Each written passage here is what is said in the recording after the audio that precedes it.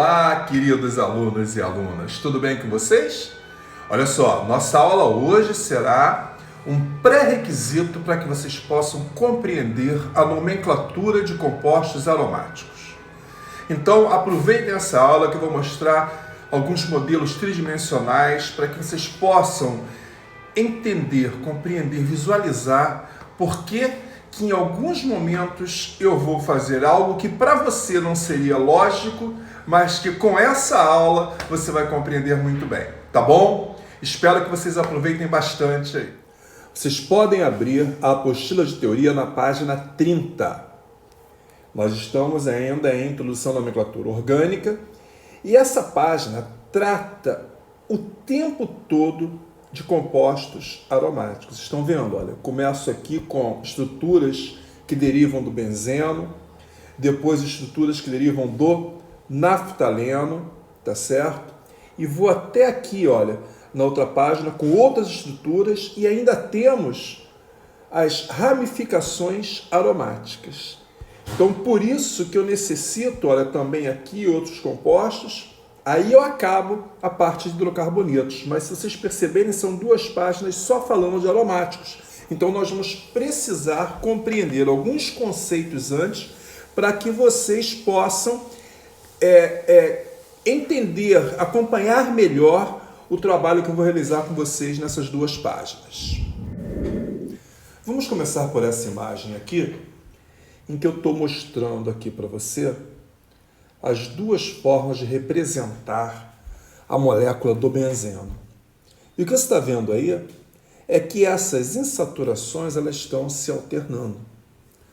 Então, ora eu posso representar dessa maneira, ora eu posso representar dessa maneira aqui.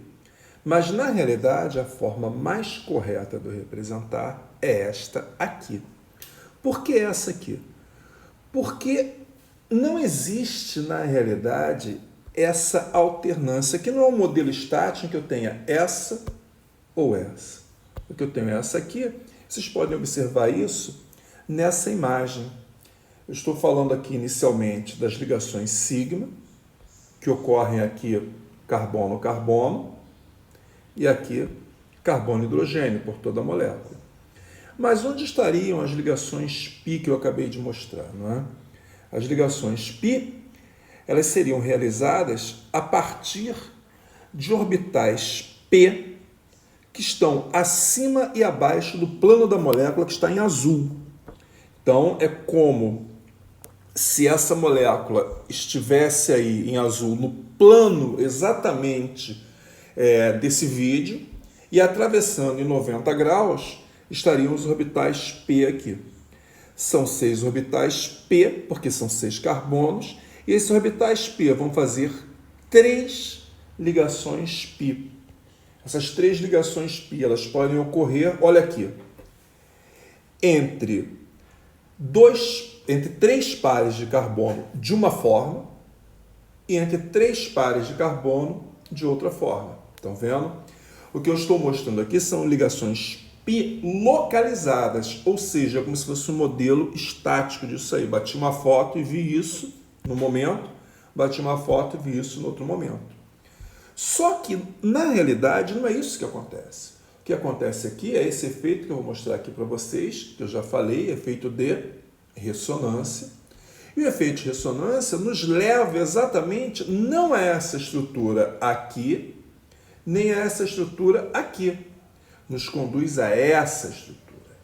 E essa aqui é a estrutura de ligações π deslocalizadas, ou seja, os elétrons estão acima e abaixo do plano da molécula. O plano da molécula está em azul, como se fosse um sanduíche. As fatias de pão estão acima e abaixo em rosa, que aí no caso seriam as duas nuvens eletrônicas que são formadas a partir desses orbitais aqui que também estão acima e abaixo. Os elétrons estariam girando aí acima e abaixo e exatamente o recheio desse sanduíche, que seria, vamos pensar no hambúrguer, a carne estaria ao centro. Essa carne ao centro seriam aqui os átomos de carbono, os átomos de hidrogênio e suas ligações sigma.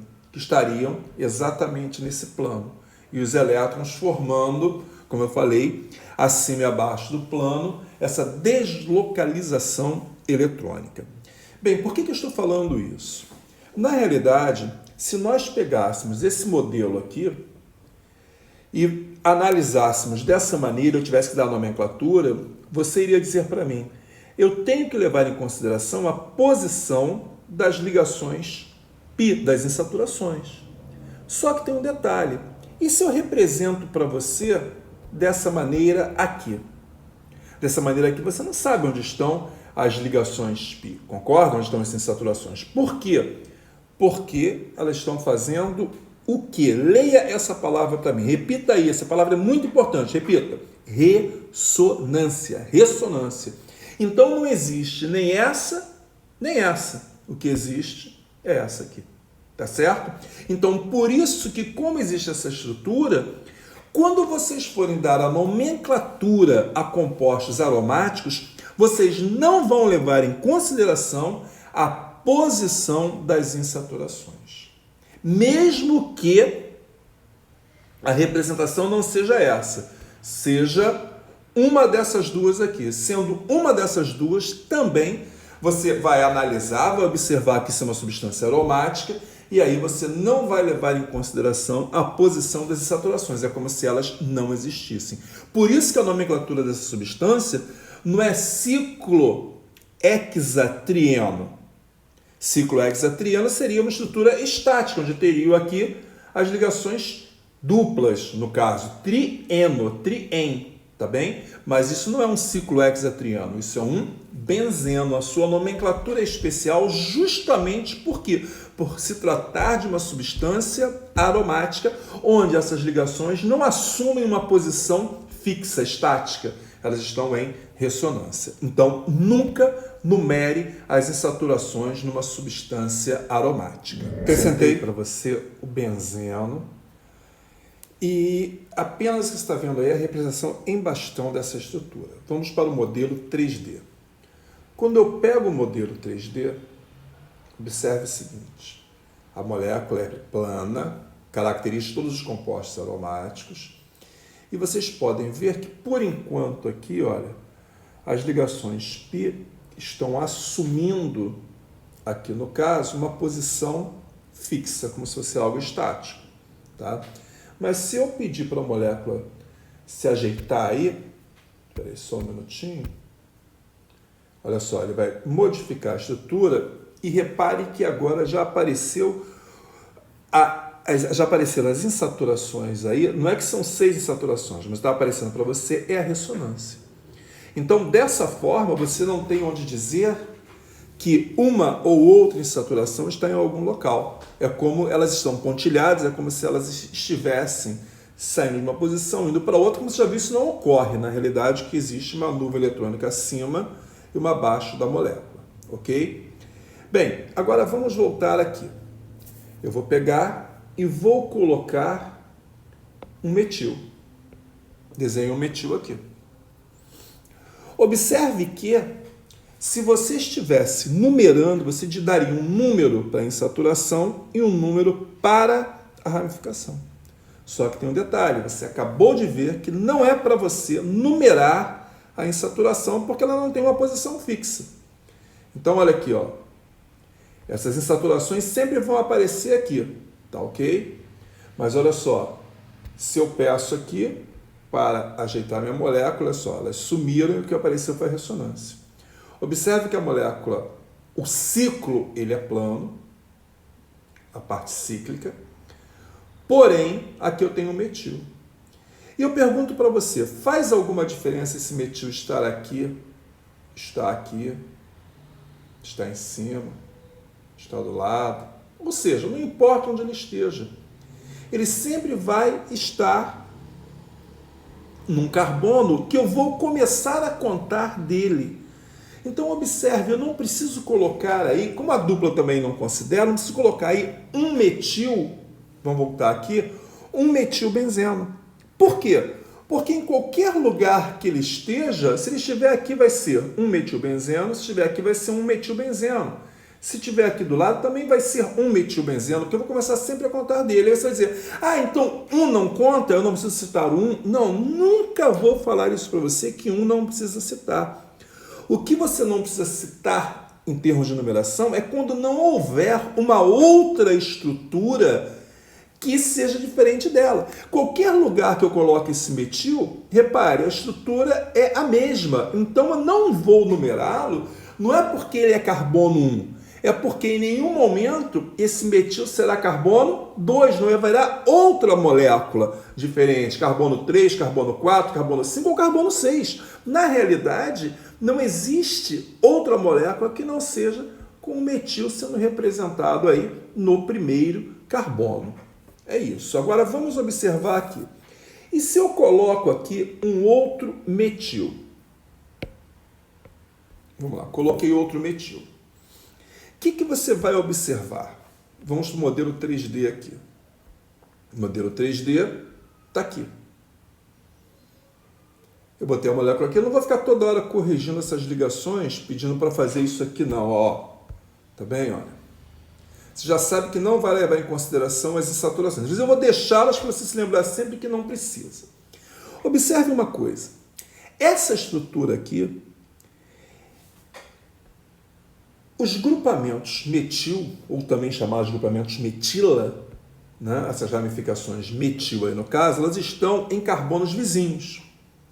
Então aqui sim você tem que numerar. Eu tenho que dizer que um carbono é o 1 e obrigatoriamente o outro carbono é o carbono 2. Então ficaria o quê? 1,2 dimetilbenzeno. Por que eu tenho que numerar? Vamos voltar à estrutura. Vamos ver aqui, olha. Eu vou apagar uma das ligações e vou colocar aqui. Beleza? Essa estrutura aqui não é igual à outra que eu mostrei para você, olha. Aqui, observe, estou deixando as ligações duplas aí estáticas, não tem problema nenhum, você sabe que não vai levá-las em conta. E observe que um metil está em um carbono, pula outro carbono e o outro metil está no outro carbono. Então, o que é que tem aí? O que é que tem aí é metil na posição 1, e aí eu vou caminhar no menor sentido, na menor numeração. Então, um deles está no 1 e o outro está onde?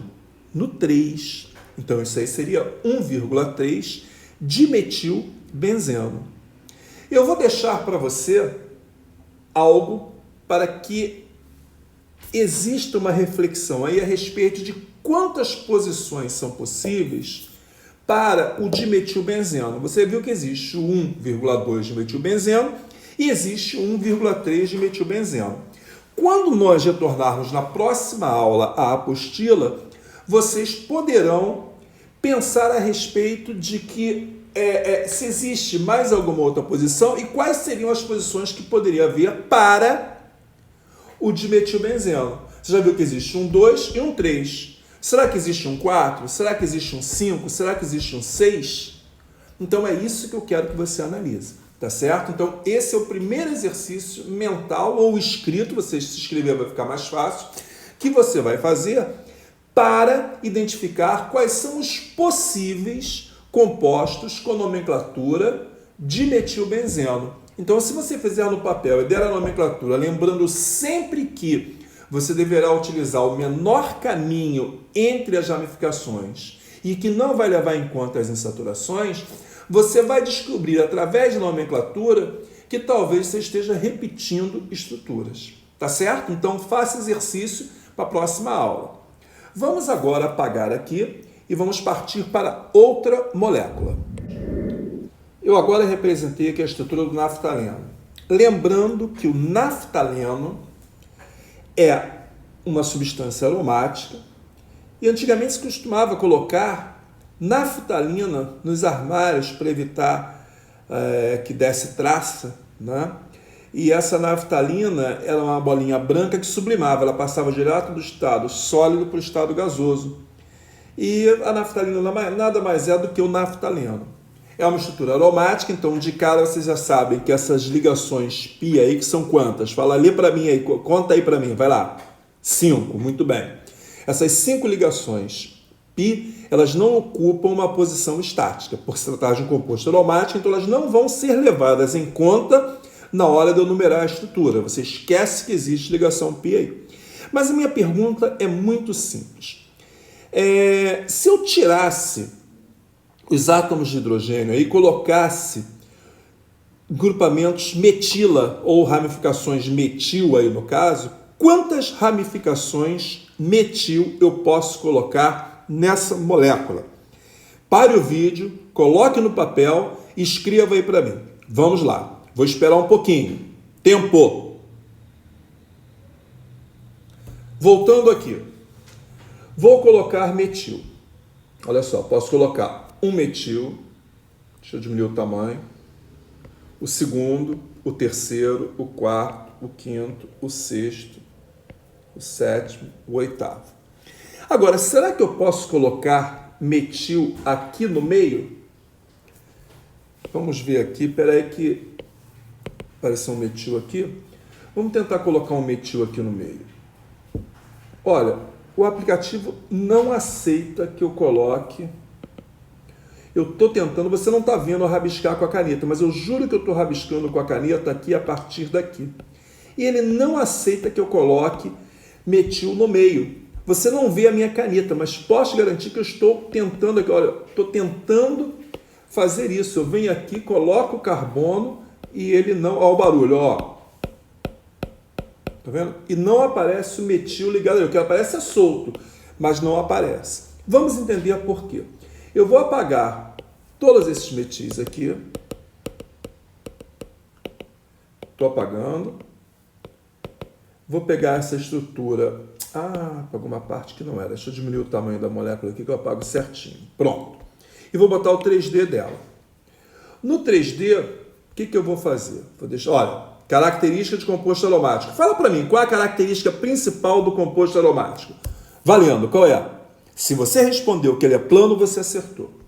Aqui estão as ligações pi estáticas. Aqui elas não estão mais estáticas. Repare o seguinte.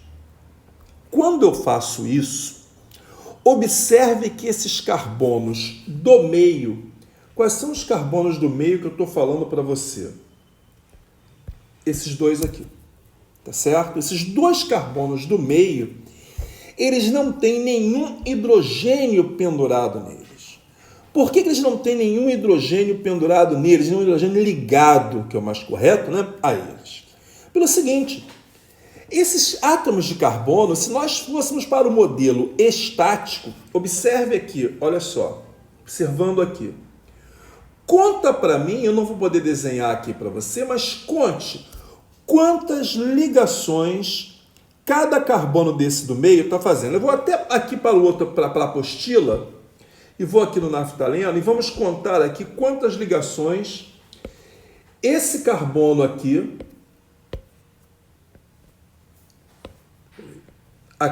e esse aqui estão fazendo. Vou contar cada um, olha só. Vou contar o carbono de cima. 1, 2, 3, 4. Vou contar o carbono de baixo. Vamos lá. 1, 2, 3, 4. Ou seja, no modelo estático, você está vendo que esses átomos de carbono já estão fazendo quantas ligações? 4. E talvez você até pergunte, Caê, poxa, se essas ligações π, se elas não são estáticas assim, se elas sempre eu devo desenhá-las dessa maneira aqui, olha, deixa eu apagar aqui para vocês verem, né? Aqui. O que não seria mais lógico sempre desenhar isso dessa forma? Sim, isso é o correto. Só que nós não podemos esquecer que para que haja estabilidade desses átomos de carbono, no caso, os hidrogênios também, é claro, mas existe uma relação exata entre os números de elétrons que são compartilhados. Então, por isso que muitas das vezes nós vamos desenhar a estrutura como se fosse algo estático, porque essa estrutura estática é que vai nos explicar muitas características aí dessas moléculas.